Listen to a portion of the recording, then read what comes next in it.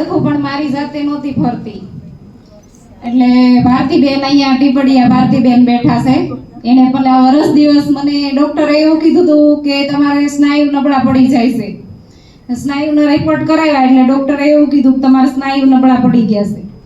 તો ભારતીબેન તો કહેતા હતા આમાંથી લો, પણ મેં કીધું કે ડોક્ટરની સલાહ વગર હું ઈ ન લઉં એમ. ડોક્ટરને પૂછ્યું એટલે ડોક્ટરે ના પાડી. હું કહું એમ કરો એટલે કીધું કઈ વાંધો નહીં. પછી આ પથારીમાં થઈ, પડખું ફરવાનું બંધ થયું. પછી ડોક્ટરે કીધું કે હજી તમારે 1.5 વર્ષ ચાલુ રાખવાની છે આમાંથી દવા, રિકવરી આવે કે ન આવે. પણ હાવ આવતી બંધ થઈ ગઈ ત્યારે ડોક્ટરે ના પાડી કે હવે તમારે આમાંથી કે કોઈ બહારની કોઈ પ્રોડક્ટથી તમને કોઈ દવાથી કાંઈ ફેર નહીં પડે. ત્યારે એ બધી દવા બંધ કરીને ભારતીબેનની ચાલુ કરી કે આપણી વેસ્ટીજની. મેં કીધું હવે તું આપી જા. તો એ આપી ગઈ તો મને રિકવરી આવવા મળી. પહેલાં તો ફૂટ પેસ્ટ લગાવ્યા, બાકીની બીજી બધી સપ્લિમેન્ટ. પછી હું ચાલતી થઈ ગઈ અને ચાલતી થઈ ત્યાં અમે કાશ્મીર ગયા. ત્યાં જઈને મેં સ્ટેટસ મૂક્યું ને ત્યારથી મને બધાએ પૂછવા માંડ્યા કે તો ચાલવાની નહોતી, કાંઈ નહોતું. બધાને તો હતું કે આ 2 મહિના માણ જીવશે એવું હતું. ડોક્ટરે ના પાડી હતી કે આને ક્યારે હવે ફેર નહીં પડે એમ. પણ પછી અમારી ટિકિટ તો લેવાઈ ગઈ હતી 3-4 મહિના પહેલાની. પછી કાશ્મીર ગયા ને ત્યાંથી સ્ટેટસ મૂકતી, ચાલતી, બધા વિડીયો બનાવ્યા હોય. ત્યારે મને બધા અમારા રિલેટિવ હોય, મારા ફોનમાં જેના નંબર એડ કરેલા હોય ને એના ફોન આવે, વિડીયો કોલ ત્યાં થાય. એટલે ત્યાંથી વિડીયો કોલ કરીને કીધું ચાલીએ કે એમ નહોતી તો શેનાથી સારું થયું. પછી હું કહું મેં આ સપ્લિમેન્ટ ચાલુ કરી. આવીને પછી મેં ભારતીબેનને કીધું મને આઈડી બનાવી દે. પછી મેં ચાલુ કર્યું. મારા રિઝલ્ટ જોઈને અત્યારે મારી સોસાયટીના બધા રોજ મારે એક આઈડી બને અને મારા રિલેટિવ બધા મારી નીચે આવી ગયા. મારા સગા સંબંધી બધા એમ કે આપણા રિલેટિવ કોઈ આપણી નીચે ન આવે, આપણીથી દૂર ભાગે, આપણા સોસાયટી વાળા ન આવે. પણ મારી નીચે મારા સોસાયટી વાળા, મારા રિલેટિવ એ બધા છે. મારા કુટુંબના પણ મારી નીચે છે. મારી પાસેથી પહેલા પ્રોડક્ટ યુઝ કરતા અને પછી મેં કીધું તમારે હજી સસ્તું કરવું હોય તમારે આઈડી કરી દો. સસ્તું કરવી હોય એટલે એ આઈડી કરી દે. પછી એ લોકોને પાછું પ્લાન સમજાવું, તમે પ્લાન આપો. હજી સસ્તું કરવું હોય તો હું તમારા હારે આવું. એટલે બધા કરવાના જ છે આગળ, આપણે આગળ વધવાના છે. મેમ કઈ પ્રોડક્ટ યુઝ કરી? પ્રોડક્ટના નામ બતાવો. કઈ પ્રોડક્ટ મારા માટે મેં પહેલા ફૂટ પેસ્ટ થી સ્ટાર્ટ કર્યું. ફ્લેક્સ ઓઇલ, ક્રીલ ઓઇલ, બુક લઈ લીધી. સ્ટાર્ટિંગમાં જ મેં બુક લીધી. મને એમ થાય મારા માટે આની જરૂર છે. B12 ના સ્પ્રે, વિટામિન ડી ના સ્પ્રે, બધી તમામ પ્રોડક્ટ યુઝ કરી છે. નોની હજી નોની તો હું ડેઈલી પીવું છું. CMD ડ્રોપ્સ બધું જ મેં કાંઈ નથી પીધી એમ નહીં. ઘણી ખરી પ્રોડક્ટ મારા દર મહિને. હું, મારા હસબન્ડ, આઈ સપોર્ટ પણ. મારે ક્રોસ નંબર હતા. ડોક્ટરે એવું કીધું હતું આ બધી દવા હું પીધી, ગરમ પડી, ક્રોસ નંબર ન જાય એમ. સવારની હોસ્પિટલમાં મેં બતાવ્યું હતું. એણે કીધું ક્રોસ નંબર ન જાય. ચશ્મા કરાવ્યા 2000 ના 7000 સુધી કરાવ્યા. પણ મેં કીધું મને ફાવતા જ નથી પહેરવા. એ કે તમારે પહેરવા તો પડશે, ચશ્મા વગર નહીં હાલે. મેં કીધું ફાવે તો પહેરું ને, હાલવા જાવ તો આમ પગ થઈ જાય. મેં કીધું મને પહેરવું તો એ નથી ગમતું, ન પહેરવું તો એ નથી ગમતું. તમારે મારા નંબર ઉતાર દેવાના. એ કે ઉતરે તો નહીં, ક્રોસ નંબર છે એટલે નહીં ઉતરે. ઉતારી પડદા નબળા થઈ જાય. મેં આમાંથી આમાં આવ્યા પછી મેં જોયું, બુકમાં વાંચ્યું કે આમાં છે આઈ સપોર્ટ. પછી એ ચાલુ કરી. તમામ પ્રોડક્ટ હું દર મહિને અલગ અલગ ચેન્જ કરું. એનાથી મને ફેર પડી ગયો. હવે કઈ પ્રોડક્ટ લાગુ પડી એ ખબર નથી.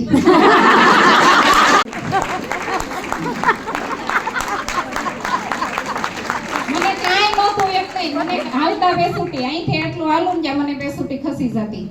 બેસુટી ખસી જાય, ઉપર કાળસે ચડી જાય, શ્વાસ લેવાનું બંધ થઈ જાય. રાત્રે દવાખાને દાખલ કરે. ડોક્ટર બધા રિપોર્ટ કરે એમ કે આમાં કાંઈ છે નહીં. દુખાવાના ઇન્જેક્શન આપે, શ્વાસ લેવાનું બંધ થઈ જાય. એટલે બધા રિપોર્ટ કરે, ઇન્જેક્શન આપે, બાટલા ચલાવે, કોઈ ફેર ન પડે. પછી હું અહીંયા જો હું અહીંયા પેસુટી ચડી ગઈ છે. પેસુટી સોળાવા જાય, ઘરે આવી કે પાછી ખસી જાય. પણ એ બધા વિટામિન્સ આમાં મળી ગયા. આમાં આવ્યા પછી પેસુટી સોળાવા નથી ગઈ કે નથી દવાખાને ગઈ. ક્યારે મેં દવાખાના પગથિયું હજી સુધી નથી ચડ્યું.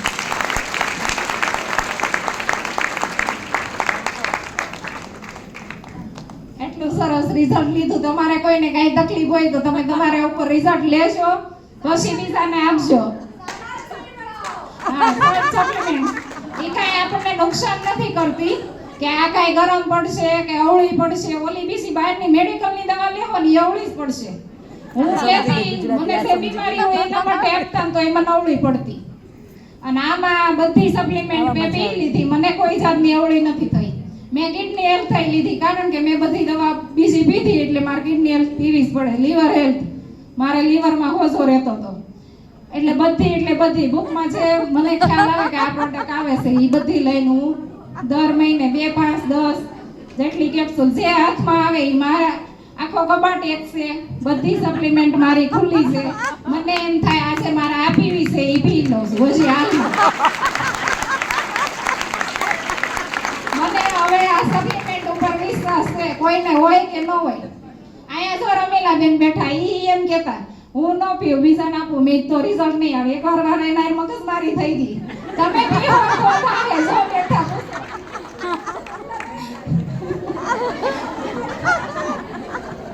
હવે ઈ પણ પીતા થઈ ગયા. ફ્રી પ્રોડક્ટ આવે ને ઈ વેચતા નથી, ઈ પોતે પી જાય છે.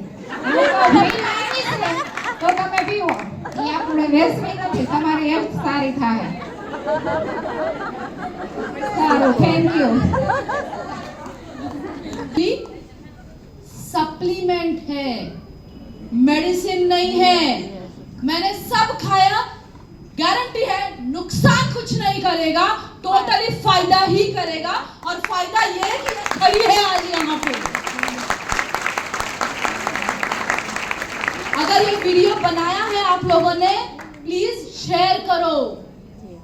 आपको यहीं से जो लोग आपकी सुनते नहीं थे ना वो सुनेंगे, क्योंकि जो जिस बंदे पे प्रॉब्लम हुआ है वो खुद बोल रहा है कि वो खड़ा है. अभी भी बोलना है, देखो. કે બાળકોને ન અપાય, હું મારા બાળકોને પણ આપું છું અને હુંય પીવું છું. જાસી મારે કન્સિડન્સી મારી કમ્પ્લેટ મારા ઘરથી જ થાય છે. પછી બહારની પ્રોડક્ટ ઉપર નીચે થાય ને હું બહાર આપું અને જાસી જોઈનિંગ કરાવું છું. પહેલા તો 1000-1500 પીવી થઈ જતા, હવે જોઈનિંગ કરાવું છું. મને ખ્યાલ આવ્યો, પહેલા ખબર નહોતી. આમ આવી નહોતી બિઝનેસ માટે, હું હેલ્થ માટે જ આવી હતી. પણ બિઝનેસ તો ક્યારે થયો, મારી હેલ્થ સારી થઈ ને એટલે સામે આવીને બિઝનેસ આવ્યો સામેથી. પણ આપણી હેલ્થ સારી થાય તો આપણો બિઝનેસ ચાલુ થાય જ તે. યુઝ કરું છું પણ વેકેશનમાં અમે સુરતમાં હોય જ નહીં, પણ મારા વેસ્ટીઝના હિસાબે રહેવું પડ્યું. બાકી અમે વેકેશન કે આઠમ સાતમ આઠમના 2 દિવસની રજા હોય તો અમે સુરતમાં ન હોય, અમે ફરવા જોઈ ગયા હોય. હમણાં બહુ સ્વિમિંગ પુલ ને એવું કર્યું, તડકે રખડ્યા એટલે કલર ચેન્જ થઈ ગયો છે. સ્કિન કેર કરજો, વિટામિન ઈ નું શીટ માસ્ક લગાવી લેજો, આવી જશે પાછો colour. Right, thank you so much ma'am. Now देखते हैं नेक्स्ट मंथ कौन लेता है ये अवार्ड.